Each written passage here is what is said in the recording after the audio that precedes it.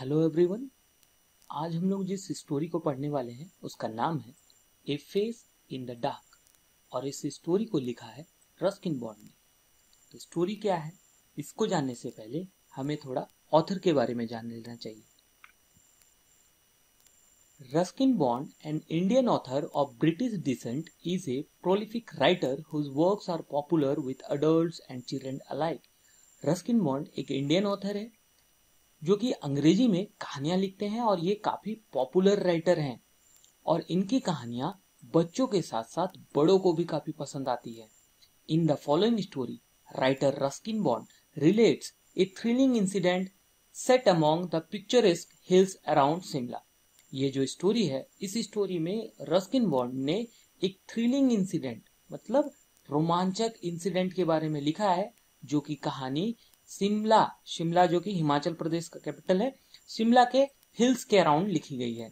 Ruskin Bond's fascination with the paranormal finds expressions in this macabre tale. Macabre का मतलब होता है डरावना।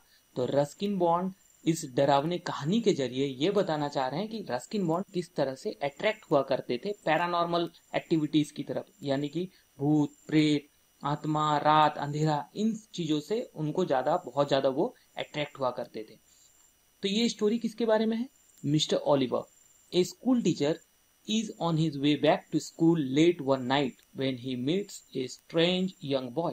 मिस्टर ओलिवर जो कि एक स्कूल टीचर है वो कहीं से देर रात लेट वन नाइट एक रात काफी देर अपनी स्कूल वापस आ रहे थे। तभी when he meets a strange young boy, तभी उन्हें एक अजीब यंग लड़के से मुलाकात होती है। The encounter fills him with terror, और ये जो मुलाकात होती है एनकाउंटर मतलब मिलना, जब वो मिलते हैं तो वो काफी डर जाते हैं। And he takes to his heels, और वो डर के मारे वहां से भाग जाते हैं। Only to discover that there is no escape from him, और वहां से भागने के बाद भी उन्हें पता चलता है उनका बचने का और कोई रास्ता नहीं है, वो फिर से किसी मुसीबत में फंस जाते हैं। Ruskin Bond makes skilful use of all the elements of a horror story. एक डरावनी कहानी में जो सारी चीजें होनी चाहिए रस्किन बॉन्ड उन सारी चीजों का काफी अच्छे से इस्तेमाल किए हैं। Fears, surprise, suspense and mystery to explore humanity's collective fascination with the dark. जब अंधेरा होता है तो हमें क्या क्या नजर आता है? जब अंधेरा होता है तो हमें डर लगता है, हम सरप्राइज होते हैं कि अचानक कुछ हो ना जाए, सस्पेंस होता है, मिस्ट्री होता है, और ये सारे चीजों को रस्किन बॉन्ड ने अपनी इस स्टोरी में मर्ज करके लिखा है। A face in the dark. Mister Oliver an Anglo Indian teacher. Anglo Indian का मतलब जो half British half Indian. Mister Oliver एक एंग्लो इंडियन टीचर थे। Was returning to his school late one night. एक रात काफी देर से वो अपने स्कूल वापस आ रहे थे। On the outskirts of the hill station of Shimla. Outskirts का मतलब होता है किसी शहर के बाउंड्री, जहां पर सिटी एंड होता है, जहां पर कोई शहर खत्म होता है उसका आउटसाइड एरिया को आउटस्कर्ट्स बोला जाता है। तो मिस्टर ओलिवर शिमला के आउटस्कर्ट्स में जो हिल स्टेशन है वहां से लौटकर आ रहे थे। Before Kipling's time the school had been run on English public school lines and the boys, most of them from wealthy Indian families, wore blazers, caps and ties. Kipling के समय से पहले, किपलिंग कौन है? रुडयार्ड किपलिंग जो the jungle book कहानी लिखे हैं, तो उनसे भी पहले ये स्कूल वहां चलते आया है और ये एक इंग्लिश पब्लिक स्कूल था जहां पर सिर्फ लड़के पढ़ते थे और ज्यादातर लड़के वेल्दी इंडियन फैमिलीज, वेल्दी का मतलब होता है रिच इंडियन फैमिलीज से बिलोंग करते थे। वो हमेशा ब्लेजर्स पहनते थे, कैप्स पहनते थे और टाइज भी रहता था। Life magazine in a feature on India had once called it the Atone of the East. Life magazine एक बार अपने मैगजीन में इस स्कूल के बारे में जब लिखा था तो उसे एटोन ऑफ द ईस्ट कहा गया था। एटोन ऑफ द ईस्ट इसलिए कहा गया था क्योंकि एटोन एक इंग्लैंड में इसी तरह का स्कूल है जहां पर सिर्फ रिच पीपल के जो चिल्ड्रंस होते हैं वो वहां पढ़ते हैं। तो इसलिए इस स्कूल में भी बहुत सारे वेल्दी इंडियन फैमिलीज के चिल्ड्रन पढ़ते थे, इसीलिए इसे एटोन ऑफ द ईस्ट कहा गया। Mister Oliver had been teaching in this school for several years, और मिस्टर ओलिवर इस स्कूल में काफी सालों से यहाँ पढ़ा रहे थे। द शिमला बाजार with its cinemas and restaurants was about 3 miles from the school. ये जो शिमला बाजार जहाँ मिस्टर ओलिवर गए थे ये स्कूल से 3 माइल्स दूर था और वहाँ सिनेमा हॉल भी था और रेस्टोरेंट भी था।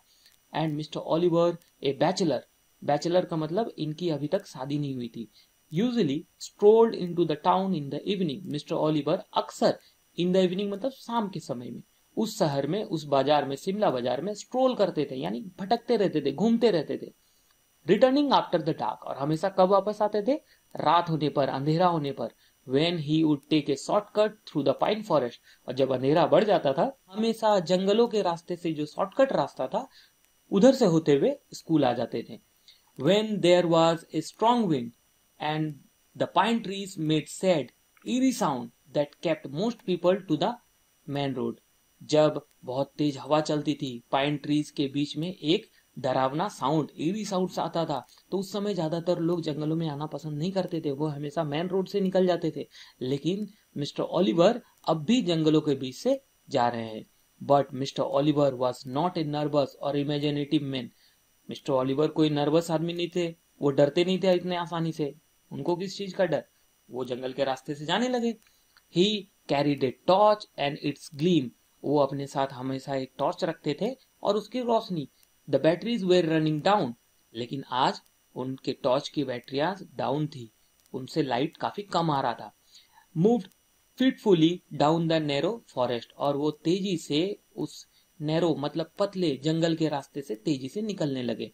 When its flickering light fell on the figure of a boy who was sitting alone on a rock, तभी उनके टॉर्च की जो लाइट फ्लिकरिंग मतलब कांपती हुई लाइट, जो कि जल बुझ रही थी, ये लाइट पत्थर पर बैठे एक लड़के जैसे किसी फिगर पर पड़ी।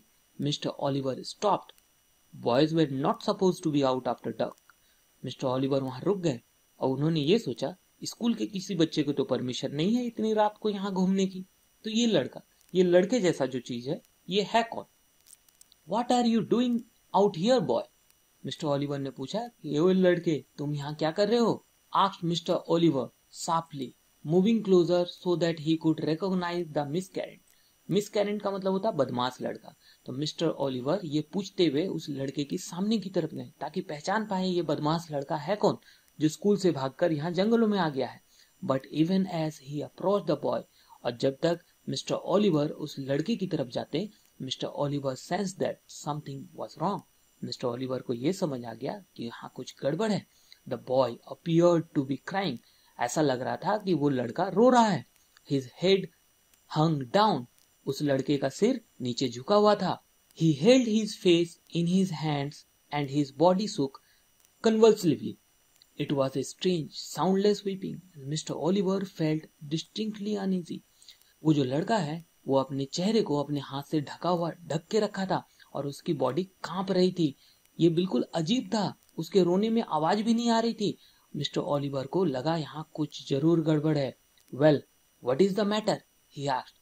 मिस्टर ओलिवर ने पूछा कि बताओ क्या बात है, तुम यहाँ क्यों हो? His anger giving way to concern.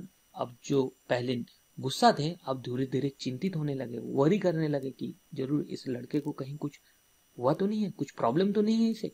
What are you crying for? तुम यहाँ क्यों रो रहे हो?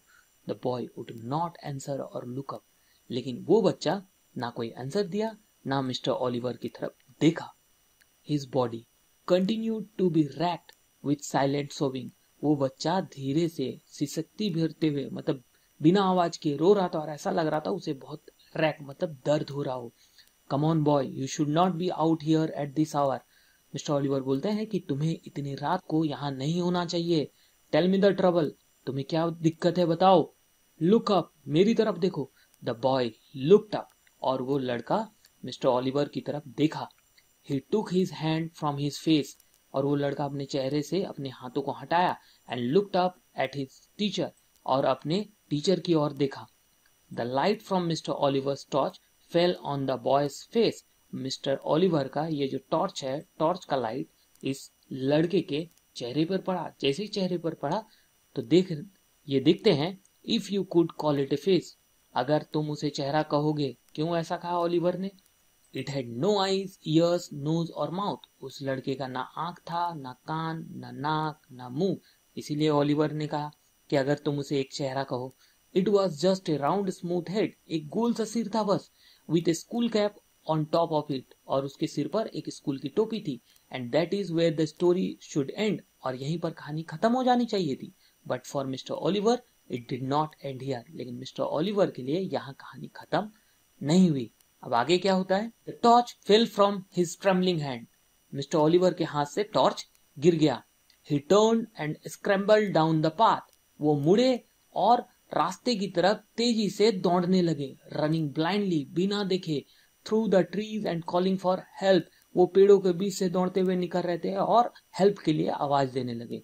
He was still running towards the school buildings, वो अब भी स्कूल बिल्डिंग की तरफ दौड़ रहे थे। When he saw a Lal train swinging in the middle of the path, तभी उन्होंने देखा कि बीच में एक लालटेन हवा में झूल रहा है। Mister Oliver stumbled, mister Oliver वहां पर रुके।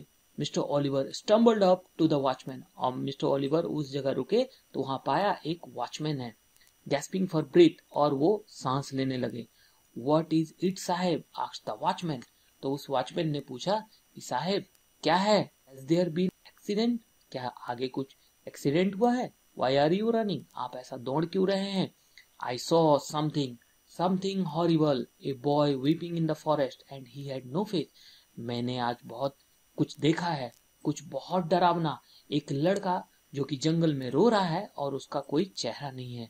नो फेस साहेब, साहेब उसका एक भी कुछ भी चेहरा नहीं है।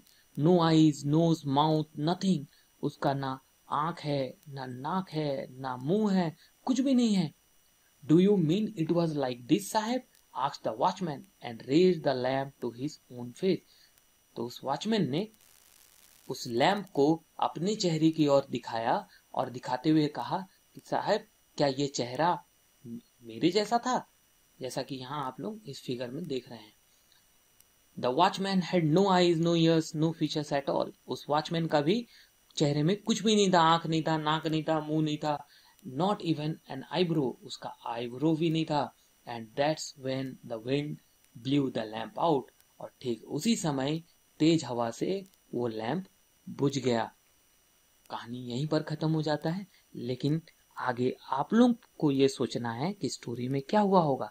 मिस्टर ओलिवर क्या कोई सपना देख रहे थे, या सच में वहां कोई ऐसा इंसान था जिसका आंख, नाक, मुंह, कान, आईब्रो कुछ भी नहीं था?